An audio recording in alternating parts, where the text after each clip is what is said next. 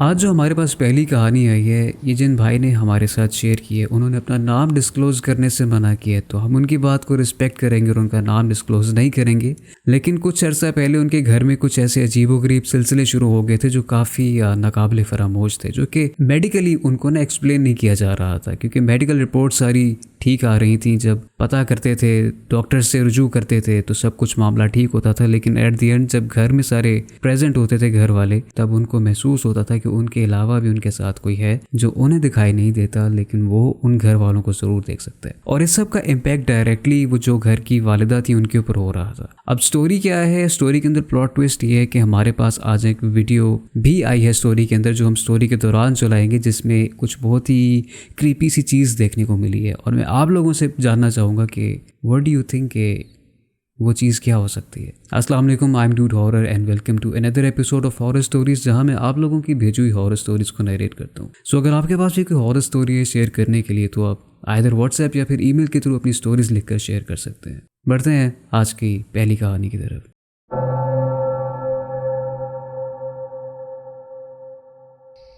अस्सलाम वालेकुम, उम्मीद है कि आप सब खैरियत से होंगे। ये वाक़या मेरे घर से जुड़ा है। हम 6 लोग हैं हमारे घर में, मेरे वालिदैन, दादी और मेरे 2 छोटे भाई। शुरू से ही हमारी फैमिली काफ़ी खुशहाल रहने वाली है। बहुत अच्छा वक्त गुजर रहा था कि 2023 शुरू हुआ और घर के हालात में तब्दीली आने लगी। ये बताता चलूँ कि हमारी रिहाइश अपार्टमेंट्स में है।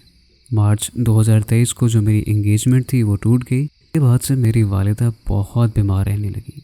शुरू में तो हमें मामले की गहराई का पता नहीं था, तो अब्बा हमारे हॉस्पिटल्स के अलावा किसी साहिब इल्म से भी उन दिनों मिल रहे थे, क्योंकि जब हम वालिदा की मेडिकल रिपोर्ट्स निकलवाते थे तो सब कुछ सही आता था, सिवाय फैटी लिवर के। मैं ख़ुद भी ये काले जादू वगैरह को नहीं मानता था, तो मैं अब्बा जान को बार बार इसी बात पे फोर्स कर रहा था कि आप इस सब चक्रों में ना पड़ें, सिर्फ हॉस्पिटल से इलाज करवाएं, इंशाल्लाह वहाँ से ही सारे मामला ठीक हो जाएंगे। लेकिन क्या पता था कि शायद मैं मुकम्मल तौर पर दुरुस्त नहीं था। अब वक्त गुजरता गया तो मेरे वालिद साहब को मैं देख रहा था, वो वक्त के साथ साथ बहुत परेशान रहने लगे थे। नवंबर की शुरुआत थी कि आखिरकार उन्होंने मुझे और मेरे 2 छोटे भाइयों को बताया कि तुम्हारी वालिदा के साथ मामला कुछ और है। रात के वक्त उन्हें कोई दिखाई देता है, जिसकी वजह से ना वो खुद सो पाती हैं और ना मैं सो पाता हूँ। मैंने वालिद साहब से पूछा कि आखिर ये हो कितने टाइम से रहा है, तो उन्होंने मुझे बताया कि ये तकरीबन 6 महीने से सिलसिला चल रहा है, जिसको हम लोग सिर्फ एक मेडिकल प्रॉब्लम समझ रहे थे, लेकिन ये बात एक मेडिकल प्रॉब्लम से कहीं आगे जा चुकी है। अब अगर मैं अपनी पर्सनली सारी बात करूं तो मुझे फिर भी अब्बा जान की उस बात पर तसल्ली नहीं हो रही थी। मेरे कहने पर मज़ीद उनके कुछ टेस्ट और सिटी स्कैन्स वगैरह करवाए गए, लेकिन अल्हम्दुलिल्लाह वो सब नॉर्मल है। तो एक दिन मैं बैठे घर में यही सब कुछ सोच रहा था कि अचानक मुझे सूझी कि क्यों ना मैं एक वीडियो रिकॉर्ड करूं। उस वीडियो में मैंने बाकायदा तौर पर जो भी हमारे घर में मखलूक थी उससे मुखातिब हुआ और उससे पूछा कि अगर कोई है तो मेरे सामने आए। अगर इधर कोई भी चीज़ है मेरे अलावा या कोई भी मखलूक है, वो अपनी मौजूदगी का एहसास बगैर नुकसान पहुँचाए दिखाए या दिलाए।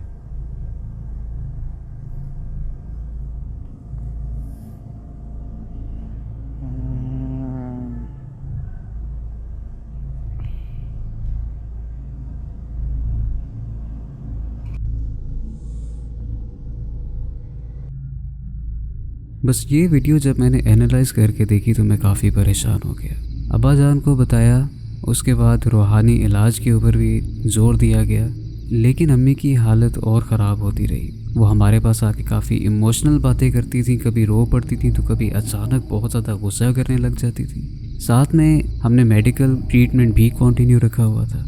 अक्सर तो फिर यूँ होता था कि मेरे वालिद साहब जब गैलरी में खड़े होते थे तो उन्हें ऐसा लगता था कि उनके सर के ऊपर किसी ने आकर हाथ मारा है और फिर भाग गए। सिर्फ वही नहीं, और तो और मेरे साथ भी जब मैं लेट नाइट अपने कंप्यूटर पर काम कर रहा होता था तो ऐसे लगता था कि मेरे पीछे बैठी हुई चेयर पर कोई सिसकियाँ ले रहा है, और जब मैं हेडफोन्स उतार कर देखता था तो वहाँ पर कोई भी नहीं होता था। आखिर में करनी ये हुई कि मेरे वालिद साहब का एक्सीडेंट भी हो गया। अब जब उनका एक्सीडेंट हुआ था तो उसके अगले रोज़ हमें सुबह गेट के ऊपर खून मिला था, और वो खून था भी ताज़ा, और ऐसा 2 दफ़ा हुआ था। फिर हमारे घर एक आलिम आए। उन्होंने बारी बारी कुछ चीज़ें मंगवाई, जिसमें से 4 बकरे के सर थे, 3 चमेलियाँ, 2 गुलाब के इत्र और 7 अगरबत्तियों के पैकेट्स थे, और तो और 4 काले कपड़े भी थे। मैं बहुत हैरान हुआ कि आखिर ये सब हो क्या रहा है। खैर वो सारा सामान ले आए और वो जो जनाब थे उन्होंने अपना जो रिचुअल था वो शुरू किया।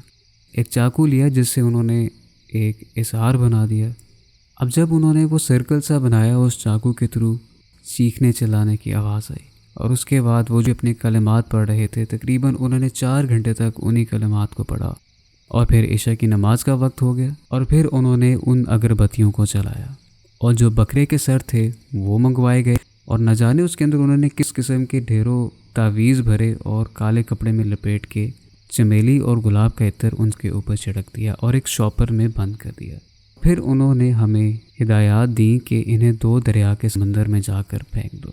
2 दरिया हमारे घर से तकरीबन 1.5 घंटे की ड्राइव पर है। अल्लाह अल्लाह करके हम लोग रेडी हुए, मैं, मेरी अम्मी अब्बू और मेरे सब छोटे भाई। हमने वो जो भी आलम थे उन्हें उनकी जगह पर उतारा और फिर हम लोग 2 दरिया के लिए निकल गए। शारे फैसल से सफ़र बहुत खामोश था और सुनसान भी था। वहाँ पर पहुँचे तो सामान निकाला, और जो वहाँ पर बड़े बड़े पत्थर थे उनके ऊपर हम चढ़े, और फिर रात की तारीकी और अंधेरे में हमने वो जो थैलियाँ हमारे पास बनी हुई थी उनको उस पानी के अंदर फेंक दिया। अब जब हमने फेंका तो हमारे ज़हन में यही था कि पानी में गिरेंगे और फिर बहते जाएंगे, लेकिन जो ही वो बैग्स पानी में गिरे, साथ ही हमें आग के शोले देखने को मिले, ऐसे जैसे कि कोई केमिकल रिएक्शन हो गया, जो कि एक बहुत ही हैरान कुन बात।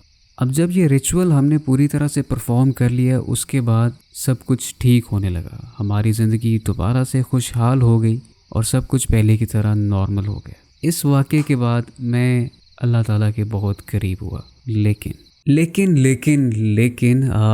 ये जो सिलसिला आपने बताया, जो रिचुअल परफॉर्म किया गया है जिसके अंदर बकरे के सर मंगवाए गए हैं और काली चादर में लपेट के उसे समंदर में फेंकवाया गया है, ये कोई नूरी इल्म, अगर इसे हम नूरी इल्म कह भी लें, तो ये जो भी सारा रिचुअल था ये इस्लाम के दायरे में नहीं आता। चाहे नूरी इल्म हो, फलाना इल्म हो, ढमकाना इल्म हो, या ये जो भी सारा रिचुअल था, इस तरह के तमाम रिचुअल से परहेज़ किया करें, क्योंकि ये इस्लामी और शरई तौर पर गैर मुनासिब तौर तरीके हैं जिनको ज़्यादातर जादूगर इस्तेमाल किया करते हैं। अक्सर अब तो जादूगरों का बिज़नेस बन गया हुआ है कि वो अपने काम करवाने के लिए, यानी कि आपसे पैसे बटोरने के लिए, खुद ही आपके ऊपर कोई अमल करवाएंगे और फिर साहिब इल्म बनकर आपके सामने भी आ सकते हैं। यानी कि इट्स अ पॉसिबिलिटी, और इस तरह से हो सकती है सिचुएशन। तो एक चीज़ ये कहना कि आप अल्लाह के करीब हुए हैं, ठीक है, इट्स गुड फॉर यू, लेकिन ये जो सारा रिचुअल था ये इस्लाम के दायरे में नहीं आता। तो जितने भी सुनने वाले हैं, वो जितने भी ये साहिब इल्म और आलिम वगैरह होते हैं, इनसे किनारा कशी इख्तियार किया करें, क्योंकि हर मुश्किल के बाद जो आसानी देने वाली ज़ात है वो सिर्फ अल्लाह की है। आपका अल्लाह ताला पर ईमान इतना मजबूत होना चाहिए कि आपको अल्लाह ताला के सिवाय किसी और का मोहताज होना ही ना पड़े। So with that being said, बढ़ते हैं अपनी नेक्स्ट स्टोरी की तरफ।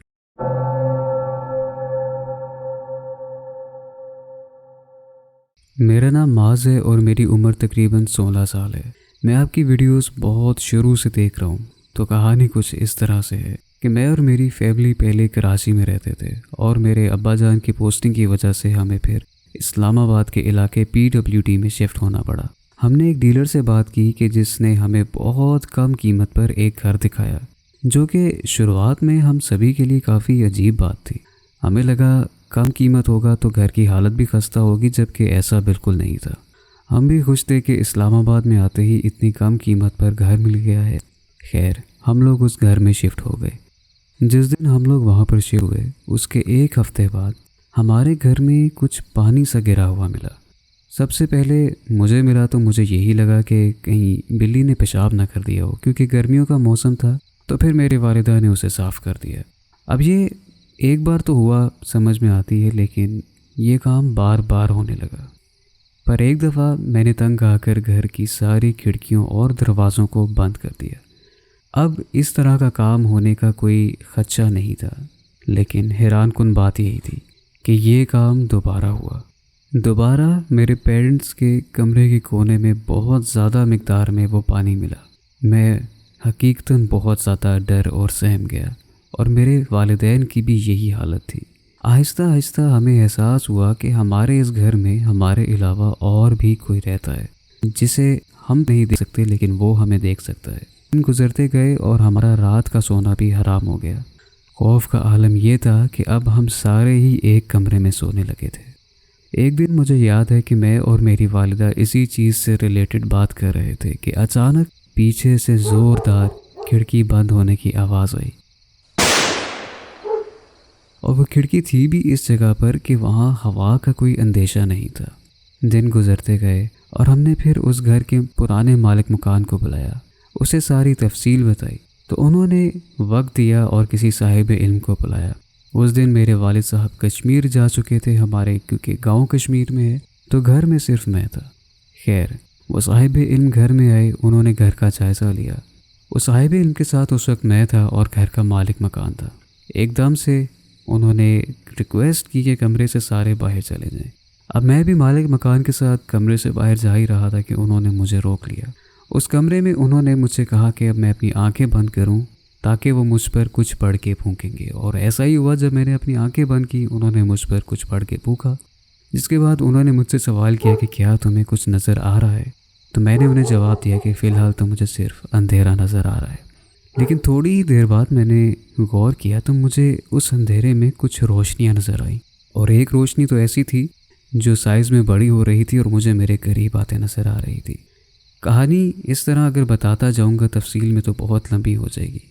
मुख्तसर किस्सा ये है कि उस वक्त मुझे दरियाफ्त हुआ कि जो रोशनी मुझे दिखाई दे रही है वो एक जिन है, और जिन भी नहीं बल्कि एक जिन्नी है। जो पानी हमें घर में नज़र आता है वो किसी बिल्ली या जानवर का नहीं था, बल्कि उस जिन्नी के बच्चे की गंदगी थी जो वो अक्सर पूरे घर में कर देता था। अब जिस वक्त ये सारी इन्फॉर्मेशन हम तक पहुंची तो फिर साहिब इल्म ने दोबारा से कुछ कलिमात पढ़े, जिसकी वजह से वो जिन्नी वहाँ से छोड़ के चले जाने पर मजबूर हो गई। लेकिन इसके बाद भी अक्सर मुझे महसूस होता रहा था कि हमारे घर में किसी की मौजूदगी है, लेकिन दोबारा कभी हमने कुछ देखा नहीं, ना ही किसी किस्म के नुकसान का हमें सामना करना पड़ा। पर एक हैरान बात यह है कि जब उस साहिब इल्म ने मुझसे अपनी आंखें बंद करवाई थी और मुझसे सारा वो रिचुअल करवाया था, उसके बाद से मैं आज तक अपनी आंखें भी इस तरह से बंद नहीं कर पाया। एटलीस्ट शुरू के कुछ अरसे में वो कुछ हुआ था। मैं जब भी अपनी आंखें बंद करता था मुझे खौफ सा महसूस होता था, और फिर मुझे आयतुल कुर्सी वगैरह पढ़कर ज़बरदस्ती अपनी आंखें बंद करके बामुश्किल सोना पड़ता था। ये सिलसिला काफ़ी अरसे तक चलता रहा, लेकिन अल्लाह का शुक्र है कि अब मामलात बहुत बेहतर हो गए हैं।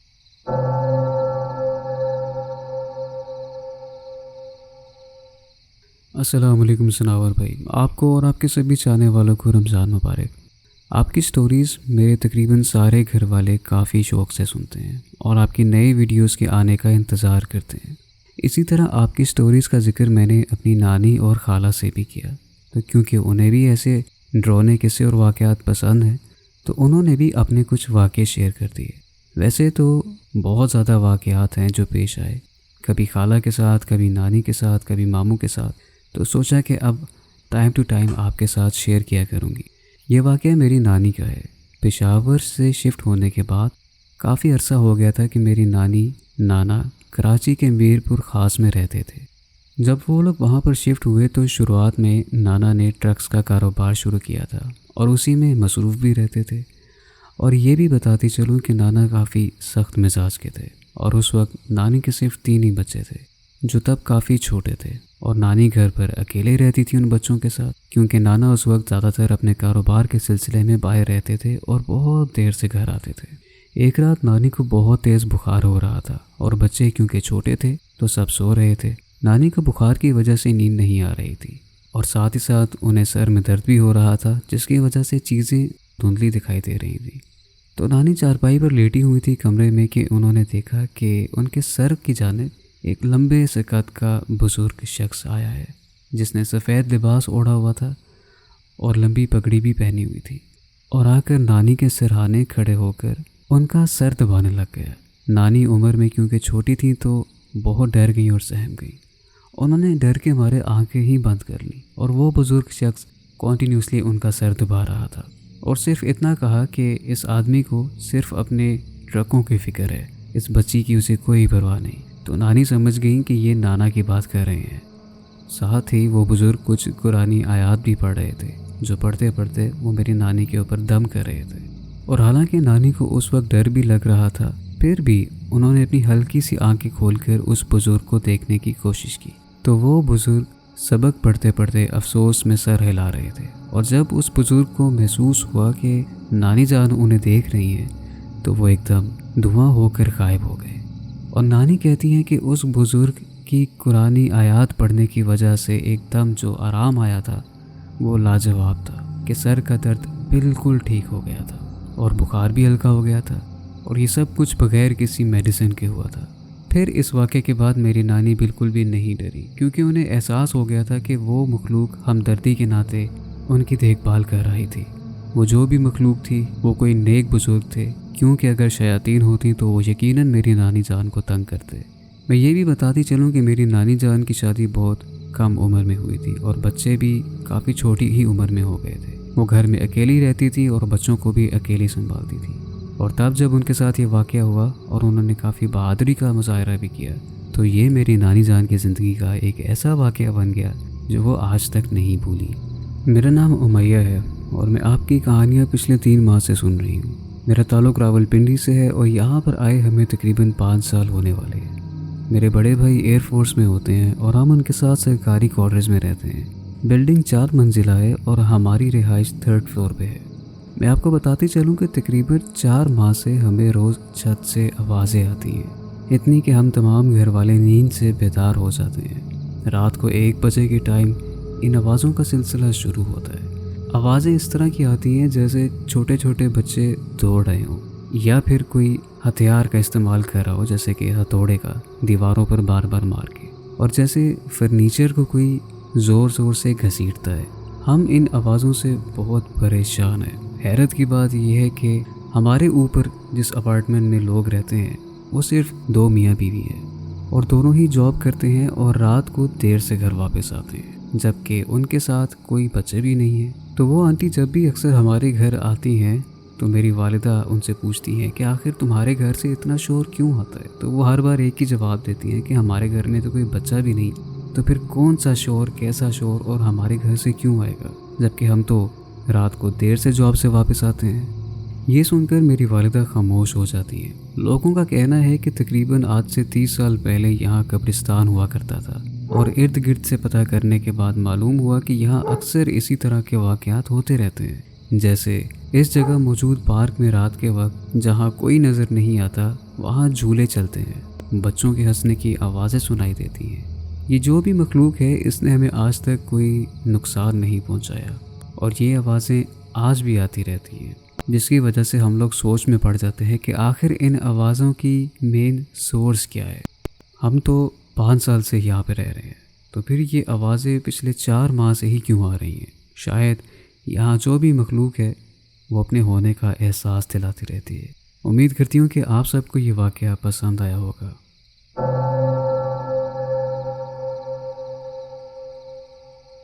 یہ واقعہ میرے بچپن سے جڑا ہے۔ اپنے بچپن کی کچھ یادیں ہیں جو مجھے مکمل انداز میں آج تک یاد ہیں، اور یہ واقعہ بھی انہی واقعات میں سے ایک ہے۔ میں اپنے والدین کے ہمراہ اپنے ایک رشتہ دار کے ہاں گئی۔ ان کی ایک بیٹی مجھ سے کچھ مہینے بڑی تھی، مگر یہ لڑکی اپنے باقی بہن بھائیوں سے کافی کم عمر تھی۔ اپنے آخری بھائی سے تقریباً اس کا فرق 8 سے 9 سال کا تھا۔ تو یہ واحد بچی تھی گھر کی جو ہمیشہ اکیلے کھیلتی تھی۔ جب میں گئی تو ہم دونوں کی عمر میں کچھ زیادہ فرق نہیں تھا، تو ہمیں ایک دوسرے سے مل کے، خاص طور پہ اس کو مجھ سے مل کر کافی اچھا لگا، جس کی وجہ سے ہم دونوں ایک دوسرے کے ساتھ کافی کھیل کود میں مصروف ہو گئے۔ اسی طرح ایک مرتبہ ہم دونوں آپس میں کھیل رہے تھے انہی کے گھر میں، کہ ان کے گھر کی دوسری منزل پر ہم نے ارادہ کیا کہ کیوں نہ چھپن چھپائی کھیلا جائے۔ تو ہم لوگ چھپن چھپائی کھیل رہے تھے کہ بڑے سب اوپر ہی تھے، ہم ادھر ادھر چھپتے بھی رہے تھے۔ ہمارے ساتھ ایک بچہ اور بھی تھا جو کھیل رہا تھا۔ ہمارا مسئلہ یہ ہے کہ ہم دونوں جہاں بھی چھپتے تھے وہ ہمیں ڈھونڈ لیتا تھا، جبکہ ہم دونوں اسے نہیں ڈھونڈ پاتے تھے۔ تنگ آ کر ہم نے یہ کیا کہ جب ایک دوسرے کی باری آتی تو ہم پکارتے کہ میں یہاں پر ہوں۔ اس طرح سے ہم دونوں ایک دوسرے کو آسانی سے ڈھونڈ لیا کرتے تھے۔ اس بات پر ہمارے بڑے بہت ہنس رہے تھے کہ یہ کیسی بیوقوف بچیاں ہیں جو خود بتا رہی ہیں کہ یہ دونوں کہاں پر چھپتی ہیں۔ خیر، کھیلتے کھیلتے ہم دونوں چھت پر گئے۔ जब काफ़ी देर आवाज़ ना आई तो मेरी वालिदा परेशान हो गई। फ़िक्र के मारे वो हम दोनों के पीछे आई और हमें आवाज़ दी कि तुम दोनों बच्चियाँ कहाँ पर हो। मेरी वालिदा ने पुकार लगाई तो मैंने फ़ौरन उन्हें जवाब दिया कि हम दोनों स्टोर रूम में हैं। जब वो स्टोर रूम में आई तो हम वहाँ पर घुसी चुपी बैठी हुई थी। अब उस वक्त वालिदा हैरान हुई और उन्होंने हमारे करीब आकर हमसे सवाल किया कि अगर तुम दोनों खुद ही यहाँ पर छुपी हुई हो तो फिर तुम दोनों को ढूंढ कौन रहा है। जिस पर हमने जवाब दिया कि हमें सुल्तान ढूंढ रहा है। मेरी वालिदा हैरान हो गई और उन्होंने कहा कि ये सुल्तान साहब हैं कहाँ पर। तभी सुल्तान हमारे साथ आ खड़ा हुआ तो मैंने कहा कि ये रहा। अब मेरी वालिदा को पता था कि मैं झूठ नहीं बोलती थी, सो उन्होंने हम दोनों का बाजू पकड़ा और हमें स्टोर रूम से बाहर लेकर आ गई। बाहर आते ही उन्होंने ताया जान से पूछा कि आपके घर में कोई आस पड़ोस का बच्चा तो नहीं आया हुआ। जिस पर ताया जान ज़ोर से हंसे और कहने लगे, नहीं, क्यों, क्या हुआ है। मेरी वालिदा ने नाम लेकर बताया कि ये दोनों इस तरह से एक सुल्तान के साथ खेल रही हैं, मगर यहाँ तो कोई बच्चा है ही नहीं। ताया फिर हंसने लगे और हंस हंस कर कहने लगे कि ये तो एक खुद से मनगढ़ंत नाम बनाया हुआ है, ऐसा कोई बच्चा है ही नहीं। ये अक्सर नाम लेती है कि मैं फ़लाँ शख्स के साथ खेल रही हूँ। अब अकेली बच्ची है घर में तो ऐसा तो करेगी।